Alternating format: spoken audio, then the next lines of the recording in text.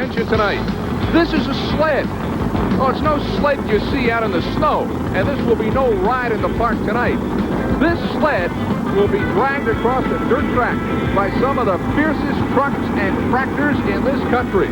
Because tonight, the Budweiser U.S. Hot Rod Association Truck and Tractor Pull Winter Series continues. And tonight, we feature the Battle of the Monster Trucks. Hello again, everybody. I'm Ken Brew. This is my partner, Mike Galloway, and we are smack dab on top of 40,000 pounds of dead weight. It's going to be a great night. They're going to use all 40,000 pounds that you see here tonight. And the simple reason is because the track is tremendous. The bite is great, and it's really going to put these guys to a torture test. We've got a tremendous class of four-wheel drive, Chevrolets, Fords, and a Jeep. We've got a lot of exciting action there.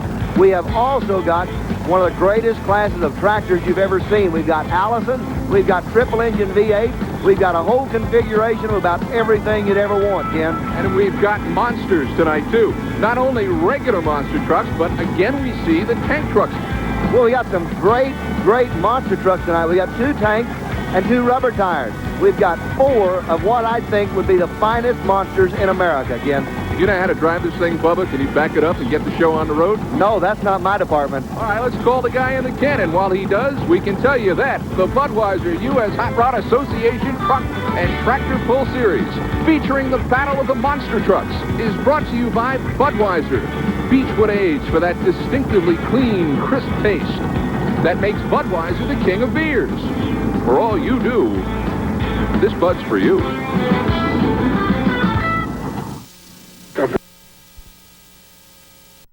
The trucks that have qualified for the pull-off with full pulls. Dusty Rose, Wildfire, Southern Belle, Maybe, Red Hot, and this truck, Maximum. Here's Maximum, Jerry Bergman behind the wheel. First truck tonight in the pull-off from Plymouth, Iowa, 84 Chevy, 572 cubic inches. And he will try now to go the full distance, and with the three-weighted sled, that will be tough.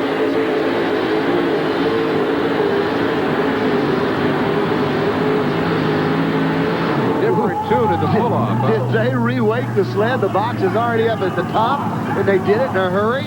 Wow, this is one of the 2 Chevrolets, 4 Fords, 2 Chevrolets qualified for this pull-off. Now, that might not have looked like a great pull, but it may be good enough to win. Well, very possible, Ken, and he knew when he went to the sled that there's re-weighting it. You know, it's going to be heavier. Now, does his strategy change with the re-weighted sled? Oh, yes, you've got to try to get everything you're going to get, you know, before that box gets to a dragging weight. While it's still in that rolling position, you know, it's coming up the ramp no matter how fast you're going. So you want that first 30 feet, you want it as quick and hard as you can charge. And that's what he did. He went with it on this kind of track with everything he had right out of the starting line. Now, I don't understand when you say you re-weighted the sled. They like threw, you know, a couple of thousand more pounds on it? No, not really, Ken. In this situation, the box operates through a series of gears and transmission. The further you pull it down the track, the further the box comes up the ramp, transferring it from a rolling weight to a dragging weight. Right. What they've done is gone up a gear. In other words, the box will now go up the ramp faster, transferring it from a rolling weight to a dragging weight much quicker, making it a lot harder to pull, as we just see. Well, Mike, here's an illustration of what you were talking about. In the pull-off, Maximum goes 155 feet, roughly 35 feet, shorter than what he got in the first round. So you can see the difference in the weight transfer here in our first pull-off of the night. Here's Red Hot, Gary Saline. He qualified 2 trucks for the pull-off. This is the 87 Ford Ranger, and he went the full distance, obviously, in the opening round tonight. Saline, an excellent driver, and it will be interesting now to see what he tries to do. He chose the near side of the track with Wildfire, qualified that with a full pull, and it appears that he's using the near side of the track again here in the pull-off with Red Hot. Gary Saline, as we talked about several times, is an excellent driver. I would, you know, venture to put him up against about anyone. Now, Gary is one of the first four-wheel drive pullers that memory serves me right that was using a hand throttle. A lot of the drivers for a number of years used a foot throttle. Right. Well, Gary started out using a hand throttle in his Wildfire truck, and it worked well for him. We have since then seen a number of drivers convert over to hand throttle. It's a much smoother operation. Well, it leaves your feet free, that's for sure. Let's see what he does now.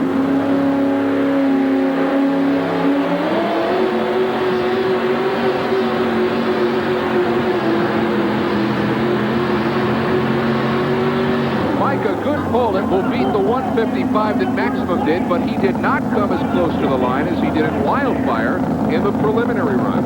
If it did, in fact, beat the Maximum truck, I'm guessing, but I think he did. it's going to be just a matter of inches. And I feel like he did, too. He may have bumped it up just a touch. Gary Saline has gone to school. He's not someone that pulls his truck and goes and sits down and waits for his turn again. He studies this track. He keeps track of what's going on. This is a beautiful job. He's in the motor early out of the hole. He's getting that hole shot that we have talked about. He's trying to get all the ground speed he can get. Look at the box coming up the ramp. It is right up on top of it. You see the big green light. Everything's operating. But the weight is on top of Red Hot at that point, and it's almost impossible to pull. Mike, he beat Maximum by 2 feet and 7 inches. 157 feet and 7 inches. So Saline now becomes the mark to beat in the pull-off. Raceway, Sunday at 1 Eastern, live on ESPN. Well, there you see a nice shot of the weights on the front end of these four-wheel drive trucks, and I guess that's essential when you have so much weight behind you. Maximum weight on these vehicles is 6,200 pounds. The static weight is 4,500 pounds. So the basic idea, make the truck weigh 4,500 pounds and then put all of that other weight on the nose. Get it right out in front.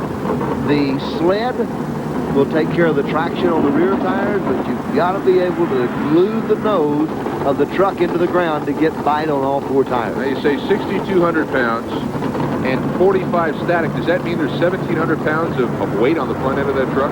Most of the pullers would like to have that much weight on the front of it. Not all of them have that, but a lot of them would love to have that. Well, here is Maybe Baby, who was a big definite in the first round tonight. Now in the pull-off, will try to go farther than 157 feet and 7 inches. This is Wyman Travis. Wyman and his wife, Loretta, qualifying for the Wyman Travis in the pull-off.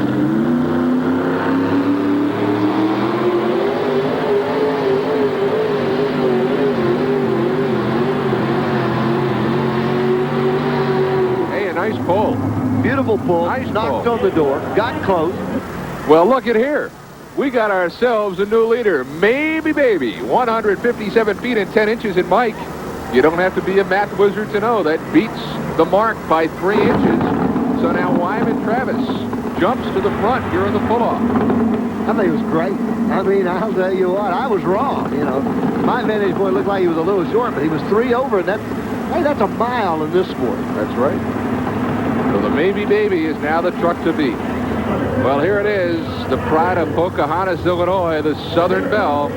Gerald Amon behind the wheel, and we will see if the Southern Belle can dance at the debutante ball. The pull-off underway here, and the mark to beat 157 feet and 10 inches. Gerald said, I deserve to win this.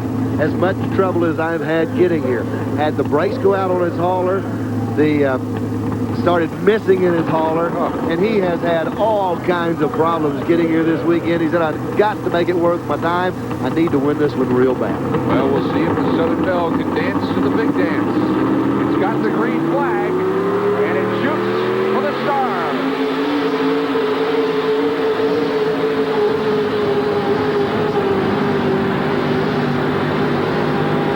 Mike, I'll say that's going to be close. It's going to be real close.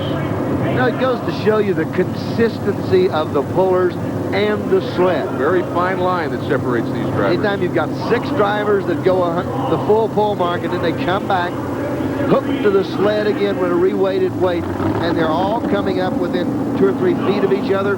It's very close pulling, Ken Brew. Well, there's the Southern Belle driving off, and now the measuring team will go to work to see if it equaled the leader in the pull-off competition right now, Maybe Baby. Nice pull, though, here from the Southern Belle. Well, he does. Gerald leaves good, but watch him come to the right-hand side of the track. Actually turns the tires, readjusts the truck about midstream to see if he can get some more footage out of it.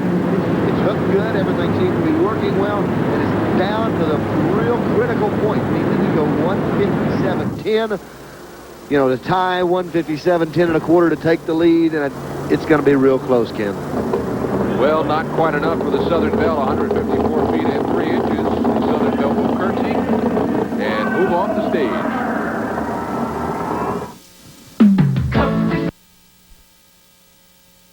Gary Selene's last kick at the dirt. Red Hot did not equal it. Maybe this 79 Ford has got it in it to take the lead here in the pull-off. Maybe. I think he might have a good shot at it. Now, interesting strategy. The Wildfire in the preliminary round lined up on the near side. Right-hand side. Played chicken with the white line and won. Now Selene has lined up on the far side of the track. Why would he do that? He has seen that the left-hand side of the track probably getting a little more packing than the right-hand side. Maybe the right-hand side of the track, there's been more pulls going down it since he qualified for this. So he'll go all the way to the left. Far side of the track, he's seen the packer go down through there maybe 4 times. He's watched all of these things, took them all into consideration. You can bet that right now that is the place to be on this track. He's got the green flag. It is at Selene's discretion. He must go 157 feet and 10 inches, and here comes the Wildfire.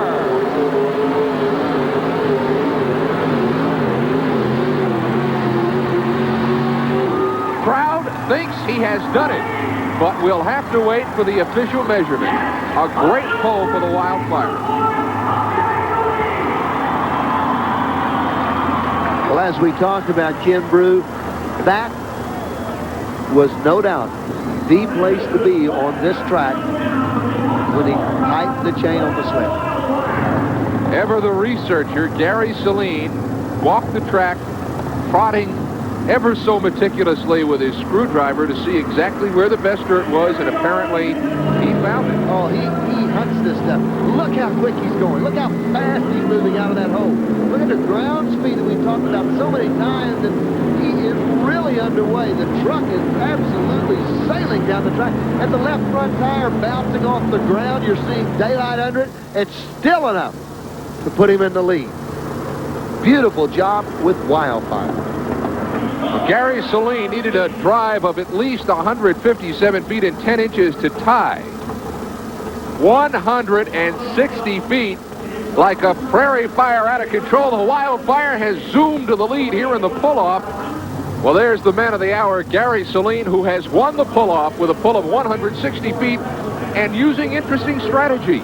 In his preliminary run to qualify for the pull-off, you can see him lining up with the white line on the right-hand side of the track. But for the pull-off, Selene says, wait a minute, I like the left-hand side. Completely the opposite, and we've talked about this a number of times. Gary Selene, when he studies the track, he studies the condition all the way across. But here's the thing about it. Tonight, he may have seen maybe the packer make 2 more packs on the left-hand side when he was in that pull-off. You know, the packer may have gone down there. The blade tractor could have been over there a couple of more times. There was definitely a reason. He had it in his mind that was the place to be, and it was when he made that pull. So the winner and new champion in the 4-wheel drive is Wildfire. From Norfolk, Nebraska, the winner is Gary Selene. And what a fine job he did tonight. There's Gary, and he has to be feeling extra special tonight. Going to get the Budweiser jacket, so he's got that to kind of strut around Norfolk, Nebraska in, and who knows, he may be the most famous man from Norfolk. Johnny Carson may have to take a back seat, huh? We'll see. More action coming up from the Kemper Arena in Kansas City when the Budweiser USHRA Truck and Tractor Pull Championships continue in just a moment. Using them in your left hand, these new WIS offset snips will give you twice the leverage. Speed Week starts the evening in the pole position with the most comprehensive motorsports news show ever. Then the madness begins with off-road racing, truck and tractor pulls, mud bogging, drag racing, and live USAC midgets. Every week, enjoy the car-crushing and bone-breaking excitement of Thursday Night Thunder. Only on ESPN.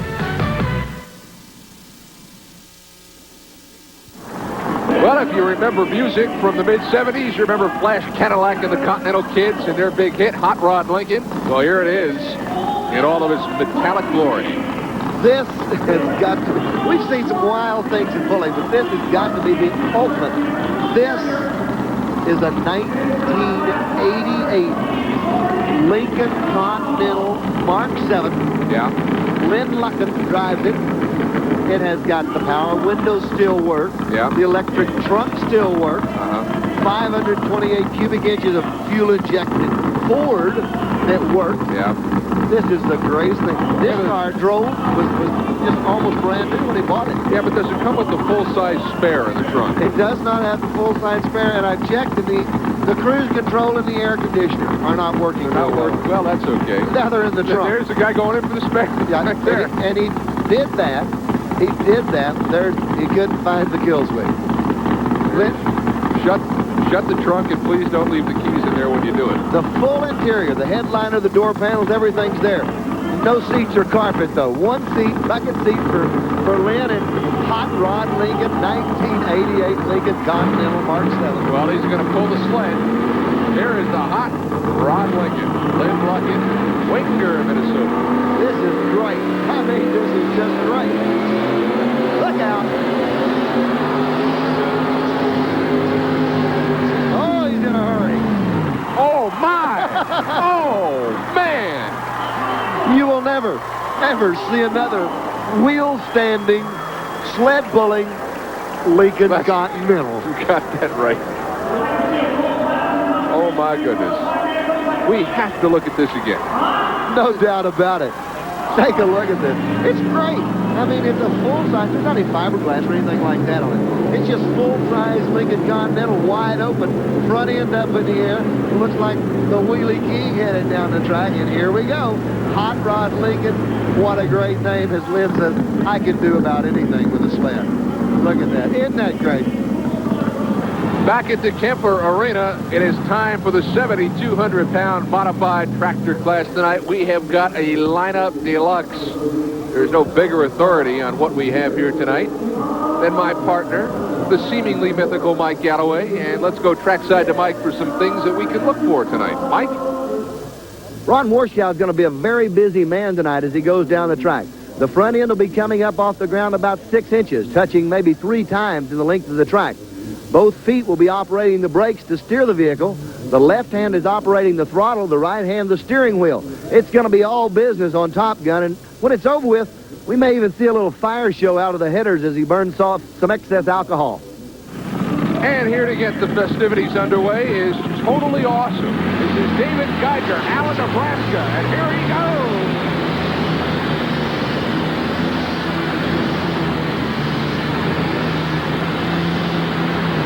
Mike, he was smoking like a cheap nickel cigar on that one. Fuel-injected, alcohol-burning V12 Allison. Look at the flames coming off of it. Man, Isn't that great? A fire show at the end of it. Looks like me trying to bake at home. Well, it does look like it gets home. But one thing about it, they don't have the fire extinguisher on him here. He's just burning off some excess fuel. Let's take a look at him as he goes down the track. What they're doing, this is not actually smoke. There's a chalk line running down the center of the track. You mean that's chalk dust? And that's just chalk dust coming up off of the track.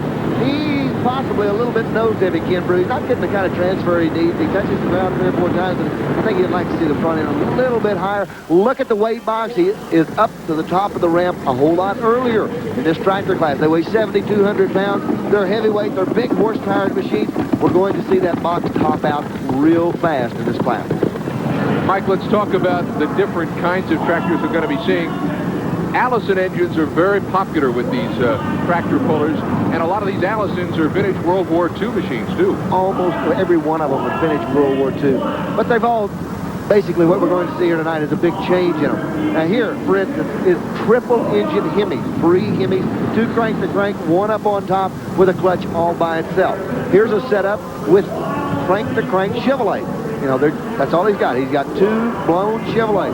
Here's a man, stair-step Allison aircraft fuel-injected motors. This guy is super tough with the river rat. Now, Allison engines were used to propel helicopters back in the war, and also boats, too, right? Fighter planes. Fighter planes. They were used in the fighter planes during World War II, but they've all changed. They're all fuel-injected. They're some turbocharged and fuel-injected. Here's a set of stair-step Chevrolets. There is absolutely, Ken, no restriction on the motor. You can have 1 engine and run against this man with 2 engines or 3 engines or even double Allison. It is the weight bracket only. It's 7,200 pounds. It's got to add up to 72 no matter which way you slice it. Well, warming up is the Tom Cruise of tractor pulling. This is Top Gun. And I mean to tell you, this guy is all business. You know him, don't you? You know him real well, don't you, Mike? Ron Warschkow, Top Gun, 2 V12 Allison, set on about a 45-degree angle. Each one of them's got a clutch. Then they go a gear drive into the drive shaft at the rear end. Complicated setup, but such a sweet machine. Well, here's an illustration of what you were talking about. 2 engines here. Some of the tractors have 1, so he obviously has to lose weight from someplace else. He has done that with a space chassis, and also gives up the situation of movable weight on the back of it. We see 4 weights on the back and 2 weights on the front, and sometimes it's a little hard to balance like that. Now look at all the multitude of the gauges sitting between the motors. He's going to be a busy man as he goes down the track, and very seldom does he ever get the chance to read any of them. Waiting for the hook, and again, just like the 4-wheel drive trucks, 2 hooks, 1 safety. There's the safety hook. That'll be the kill switch if something doesn't go right. It'll just shut the whole thing down, but that is not what is on the mind of Ron Warschkow tonight. He wants to go the full distance with the sled in tow behind him. Well, there's a good shot of the fuel tank. Both fuel lines coming, both sets coming off each motor, each individual motor, and always goes to the back before it ever gets power. Watch the tire speed, over 100 miles an hour.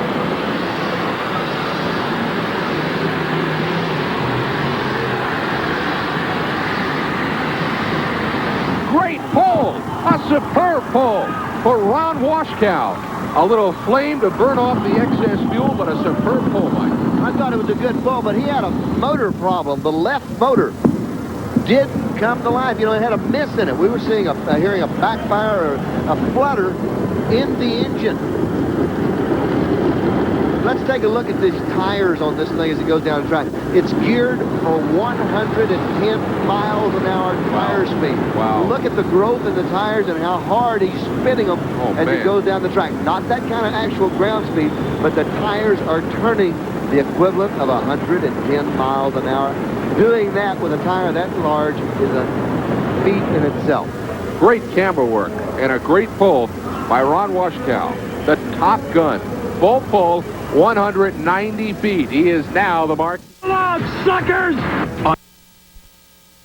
Set the record straight by successfully leaping the fountains at Caesar's Palace. I'll hopefully do it no hands like I do all my jumps. Look, Dad, no hands. Friday, April 14th, live only on pay-per-view cable TV. Wish me luck. Call your local cable operator for more information.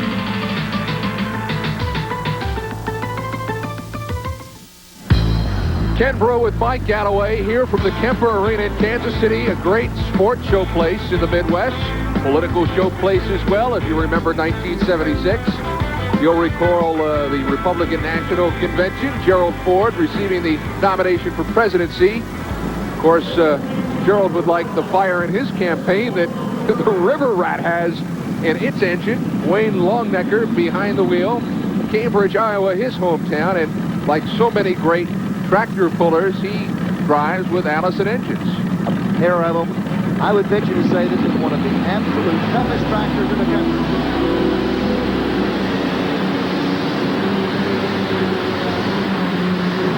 That is a full pull deluxe with some little excess fuel burning off. Nothing to be concerned about with the flames, but well, I'll tell you what, he could have driven from here to Columbia, Missouri tonight. Absolutely went out, back out of the throttle, shutting the machine off, and had the momentum for the sled to ride another 10 feet or so. That was impressive, and we'll see it again. The River Rat. Watch Wayne as he comes down through here. He's really going fast on the track. He's got a tremendous amount of ground speed. Right there he left off of it. See the tires let off. The sled coming up and says, real close. I mean, just knocks on the back door of River Rat. This guy, a tremendous driver. Puts it away with a full pull. And will join the big show. At least 3 drivers now in the pull-off. Well, here's something that I do often in life. This is panic. And Mike Nobinger from Shelbyville, Missouri will drive. And again, an Allison-propelled tractor. Single engine. Same basic setup that we just looked at before on a number of tractors.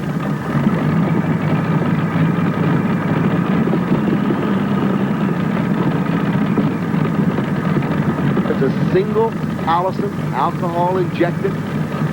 Again, these motors were actually designed in the late 20s, and they're still building horsepower today. They're 4 valves per cylinder. Count the exhaust, you're going to come up to 24.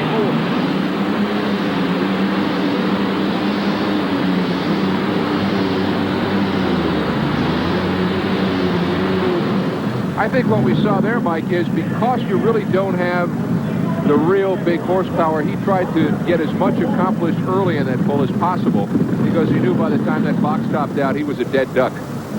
Very good observation, Ken. That's exactly right. And there you see the excess alcohol burning off the clear fuel. But he got everything he could and got it as early as he could. The box in this tractor class is so heavy. Take a look at this, Ken. See the tractor just now clearing. It's over halfway. It's onto the pan right now. All of the weight going onto the pan. The box getting close to the topping situation at about 150 foot. So there's a lot of weight on them, and it's coming on them in a hurry. Ground view now. And he gets knocked around a little bit, too. It gets a little bit of a rough ride, but it's a good run, I think, for a single Allison. I think it's something very competitive. Might have liked to have one more weight on the front, but not much more than that. Firing the engines, what they're doing is putting alcohol in on the top side. They have no way of catching the fuel. The back motor's not running. Front two are running. Now they're going to fire the back one. Watch the little pulley right in the middle. Right in the middle on the front. There he goes. Turning over. Kind of like a liquid jump start. That's what they're doing, Ken, and these things retain no fuel like a carburetor up on top, so you have to prime them. This is earthquake. Now, John McManus is the driver, and you can see John in the red suit. See the man with his hands over the exhaust? What he's doing is to feel if the motors are running. Actually feel the compression coming out of the engine. If you've got a weak cylinder, when you lay your hand over it, it'll drop down a little bit. The earthquake.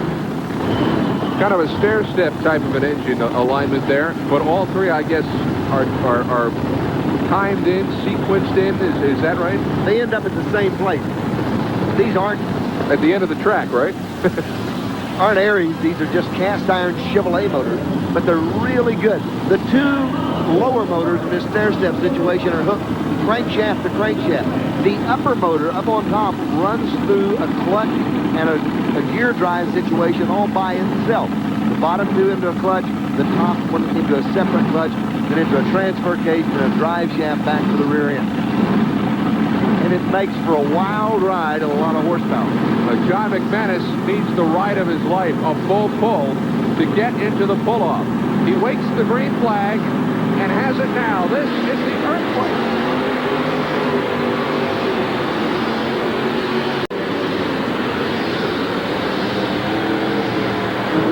Great pull. Zinged it out to the... Actually, Mike, I think he kind of laid off it there towards the end. He saw himself drifting to the left and figured, well, I'm going to go the full distance. Don't need to let it all hang out, and had himself a nice pull. Well, he had a beautiful pull, and he drifted to the left. Tried to stay off that brake. You know, you hit those brakes, the momentum goes down on it. It will really hurt you once the box is up on top of you the way it was. Take a look at this. This is a great shot of it. This is really neat the way it comes down. He's pumping that right brake, just kind of keeping things lined up a little bit as he comes down the track. See him working the track. Now it's going to the left. See that foot. Look at his right foot. Really hanging down on that brake. He's on it hard, but he's still going out. Outside, lets off of it with some room to spare. The earthquake into the pull-off with a 190-foot full tilt pull-off. We have four that have gone the full 190 feet. The Earthquake, River Rat, High Flying Hemi, and the Top Gun. Ken, this tractor, the Alley Cat, joined them. This is L.G. Cooper, Atchison, Kansas. He's got an Allison engine, too. Mikey said he found it brand new out in Los Angeles. Made for World War II, never needed in the war, sitting in a spare parts, a surplus store. He said, hey, guess what I'm looking for? Buys it brand new. There was just a large number of these engines after the war that were laid around in different places. And several of them set up in Cosmoline. They were also, after the war, used in race boats. They were used in the oil field for quite a bit. Tractor pulling found them, and now they're getting kind of scarce. The Alley Cat, L.G. Cooper. Here he goes.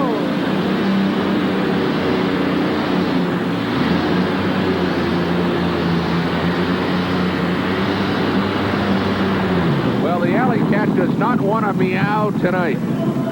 LG did something just then I wouldn't have thought he would have been able to do with the weight of the sled. And that's back off of it, set it down, make a correction, and then nail the throttle and drag it quite a bit further. Let's take a look at it. This is really something. Front end comes up. LG's got a good run going for him, but he's drifting real hard with the right-hand side. Well, the tires are cut with the front end in the air. See how he backs out of it, comes down, touches the ground, moves him around, and then right back on the throttle. I wouldn't have thought with the box topped out on him that way, that he was able to put that kind of a pull together.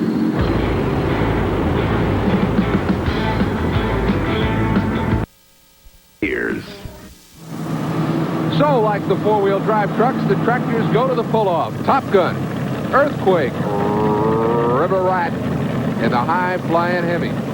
Now, Mike, like the trucks, the sled has been re-weighted so that weight comes up a little bit quicker now. Well, it was heavy when we started this class. It had a Real heavy now. At a pull-off. We're going to see that box probably at the top, 75 to 100 foot down the track. Emil Geist.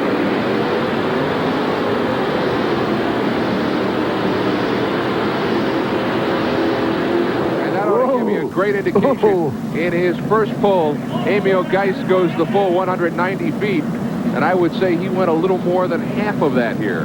Yeah. And Kid, he had a great run. He did. There was nothing wrong with that run. That could still win it. You don't know. Oh, he is the first one out of the chute here in the pull-off. Let's watch the weight as it's transferred now on the sled, and it comes up much quicker. Oh, it is really, really on its way up. Now, right here we're 50 feet out, 60 feet, something like that. Look at the weight box. Look at that Budweiser weight box coming up the ramp. And I'm telling you, this thing is heavy at 100 feet. It's topped out. And high-flying Hemi, that's a good pull. I think it was great all the way around, but wow, the weight box is there. They're not going to let anybody get out twice. Wow, I didn't know how close that was to reality. He went 190 his first time, and now only 118 feet and 6 inches for the high-flying Hemi. They have really re-weighted the sled, and the next guy that will discover that will be the man behind the wheel of River Rat, Wayne Longnecker. There's Wayne, waiting for the sled to be hooked on. But he had a nice pull the first time. Could have gone longer than 190. So perhaps that will come into play here, the River Rat. I think we're going to see a tremendous pull. We're going to see what kind of horsepower he builds.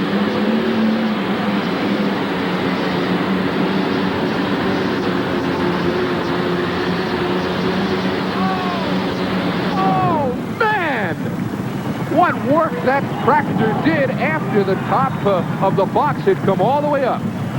Ken, as they say, it doesn't get much better than that. Mike, it's only a guess. I would say he went about 50 feet after that box hit the top. We're going to see it again on the replay and watch the work that Longnecker does after the box tops out. Well, I think 50 feet might be a conservative estimate. Let's watch the box as it comes up. And watch the box when it hits the stops up on top.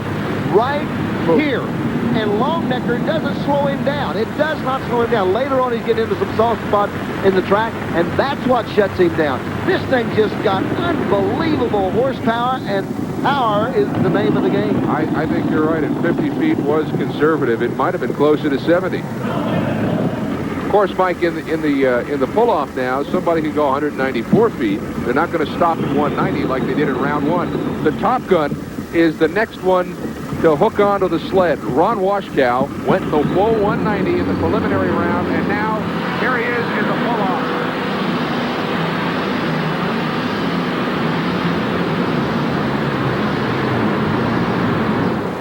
Nice work by the Top Gun, but it will not come close to the 183 feet and 11 inches turned in by the River Rat.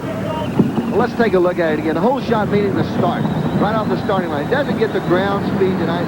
I think that Wayne had right at the starting line. Long necker, really, had a lot of ground speed. Ron Borschkow is lacking a little bit. This is great ground speed compared to, but tonight you're comparing it to River Rat. He's a little short on ground speed. 145 feet and 4 inches for the top gun tonight. 145 and 4. Well, can you feel the ground rumble?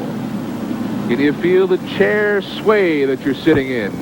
If so, it may be because backing into the sled for his crack at 183 and 11 is John McManus and the Earthquake. And he did make the Earthquake with his first pole tonight. John McManus loves that tractor he drives. Has the 3 engines, the 3 stair-step engines that we talked about earlier. And he really knew how to make them work the first time. Now he will go after the mark set by the River Rat. Boy, when he goes after it is a good statement, because he's got to go a long ways to get after it. Like 183 feet, 11 inches. The back motor has not fired at this time. Didn't fire the back engine.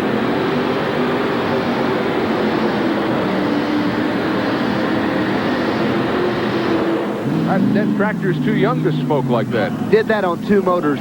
The rear engine, look at the pulley up on top. The rear engine, that pulley is not going around. It is not going around at all. The motor was not running when he left with the sled.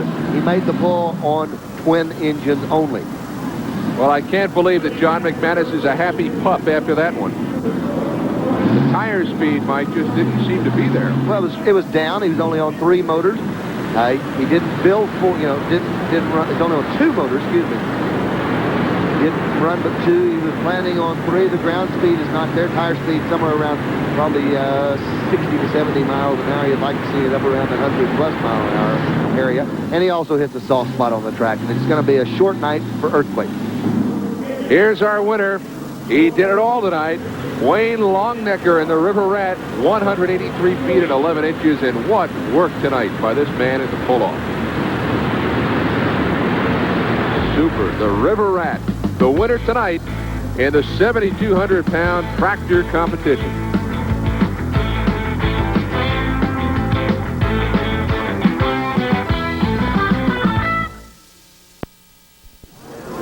All right, now, great truck competition. Great tractor pulling. Now the battle of the monster trucks. How much in one night can we stand? Well, tracks and rubber tires, monsters, hey, it's going to be a great night. We've only begun to see competition. I don't want to talk about it anymore. Let's go down to the track because that's where it's going on right now. Back at the Kemper Arena in Kansas City, Ken Brew with Mike Galloway. We're ready for the battle of the monster trucks. We've got monster tire trucks and monster track vehicles. And in the middle of the arena, 5 relics ready to be destroyed. And inside those relics, what are called being some of the worst songs of all times. They have records and tapes of some of the worst songs of all time, stuff by Debbie Boone, Rosie and the Originals, the Monkees, Jim Neighbors, and anything that has a disco beat to it. Inside the cars at center field. And the first truck to get a crack at it tonight, the Black Stallion. Mike Botters behind the wheel, and that is what he's after. Mike Botters with a supercharged Ford and a beautiful, beautiful black Ford truck. He's the first man after the cars. Goodbye. Look out. Oh, man. He just ripped, roaring, and right. He literally ripped. Michael Botters destroyed him. He ripped the hood off one of the cars, and now we'll back up and try and get another crack at some of the other options that he missed on his first pass. Well, and there's a box of, as you were mentioning, disco records. I mean, everything's in there. Tavares, Johnny Taylor, Bobby Goldsboro, Mel Torme, and as we said, any other piece of drastic plastic so deemed in Kansas City as being the worst records ever made. local radio station did the chores of picking. And as we watch the Black Stallion destroy the cars and the records, they're even playing some of the music in the arena. There's some of the action. Here comes Butters with the Stallion. They'll missed him. He missed him. Well, it just leaves it for someone else. And there's more to come. Oh, you better believe that. Now, Michael Butters, he's great at the backup. And he does a good backup wheelie. Let's see if he does one right now. There they went. There it goes. Their history. Goodbye, Debbie Boone. It's all over with. I don't think any of my records are in there, are they? Oh, Ken, I don't think so, do you? Don't put me on the spot like Thank that. goodness. You know, you've done some great stuff. Here we go. Look out. Oh, my word. He just launched it in reverse. I think he just took care of Patty Page's last two albums. Look at this, Ken. Lines up, looking over his shoulder, and we are going up. Oh, man. Oh, about a story and a half, I'd say. Nicely done by the Black Stallion. Now at ground level and forward this time. Yeah. High flying. Watch it. Look at the chrome underneath it. What a great way to take a look at the underside. The hood falls off. Little bounce coming off those big tires. Great job, Michael Butters, Black Stallion. Now coming out on center stage is the Lone Ranger. It's not Clayton Moore behind the wheel. It's Gary Bauer from Vienna, Ohio. Now, is this close to your residence, Ken? This is in the northeastern part of Ohio. I reside in the southwestern part, but all Ohio is at heart. Well, the Lone Ranger Ford Ranger body, supercharged Ford. Gary Bauer knows no mercy. Watch it. Oh, look my at that. word. Jumped up. The rear tires landed first, kept the front end in the air. Danced right across the top of them. See if he'll go backwards or forward to get off. Gary Bauer will go forward because Gary Bauer, this little short wheelbase truck, he is just great. These are 77s. These are even bigger tires than we saw in the first truck. These are really what you call the monster of the monster tires. It's a Ford cab, as you can see, part of the Ford monster truck fleet. Gary's a great competitor and very, very tough on them. Lines up the rear tires. Watch him now. He'll line up and get a run at it this time. Gary Bauer puts air underneath one of them. Well, he's backing up for a real run at it now. He gives you enough air you can walk underneath it. I wouldn't recommend that, though. Well, it's not bad until it starts to down. Here he goes.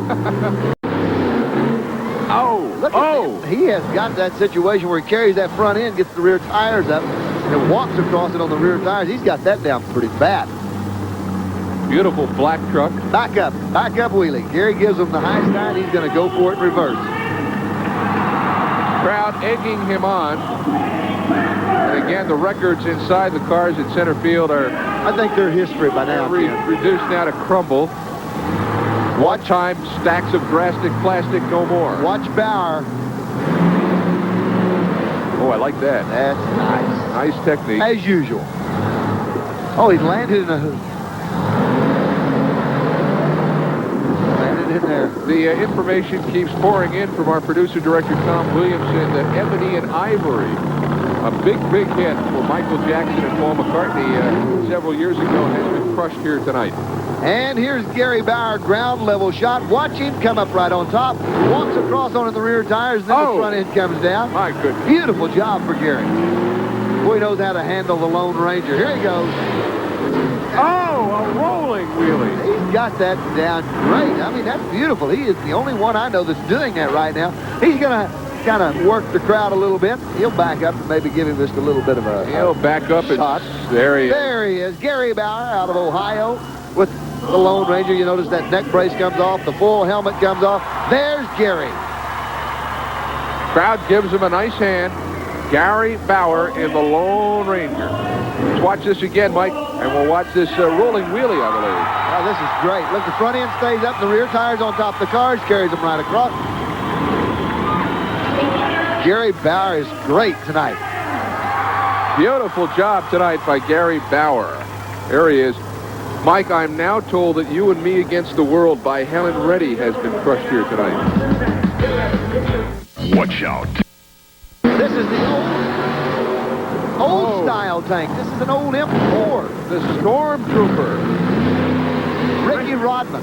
But he's driving, but it's really Kenneth and Paula Ewan's truck from Oklahoma City, Oklahoma. And I might say this is the first appearance for Ricky Rodman as a driver. Kenneth and Paula gave him the keys, huh? They told him to go on out. Exactly. Just return it with a full tank, right? This is the first time that Ricky Rodman, now he's driven the tank, no doubt, but he's never driven it like he's driving it tonight. The Stormtrooper, here he comes. Oh, that is vicious. Doesn't look too tough. Now, this particular tank vehicle was from what war? Because World War II. So we're going back almost 50 years with this. Exactly. Older than I am. If indeed that's even possible. The Storm is backing up now and crushing the relics. New Ford Bronco body. It is a pretty... Lorne Green's records, we're told now, are being crushed inside the cars tonight.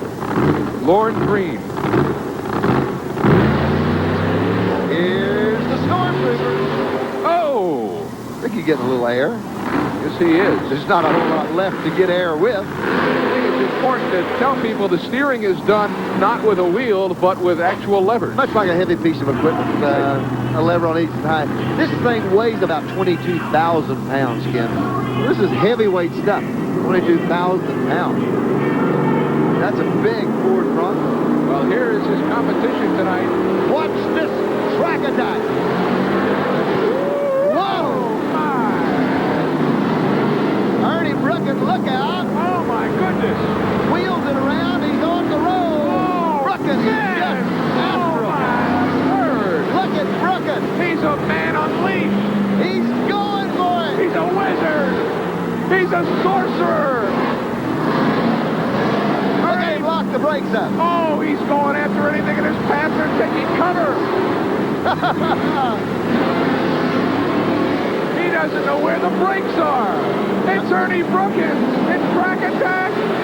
Ernie's Toy Shop. Oh, man. And right on top of the it. crowd loves it. Look at this, kid. Lifts the body up. The crowd is going absolutely nuts. And there's Ernie. Ernie Brookins. There's Ernie just kind of laying back with them. The pride of Fargo, North Dakota. A man possessed tonight. Look at this. Look at this. I mean, he's got a lot of air. And now watch him turn this thing. He locks that one track. There it's locked.